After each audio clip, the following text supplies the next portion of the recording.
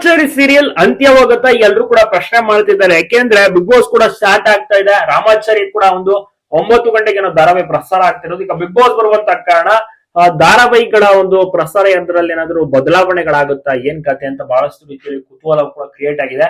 ಸದ್ಯಕ್ಕೆ ಇನ್ನ ಕೂಡ 60 ಎಪಿಸೋಡ್ಗಳು ಬಾಕಿ ಇದೆಯಂತೆ. ರಾಮಾಚಾರಿ ಇನ್ನ ಒಂದು ತಿಳ್ಕೊಂಡ್ರೆ ಅಕ್ಟೋಬರ್ ನಲ್ಲಿ ಮುಗಿಯುವಂತ ಸಾಧ್ಯತೆ ಕೂಡ ಇದೆ ಅಂತ ಹೇಳ್ತಾ ಇದ್ದಾರೆ.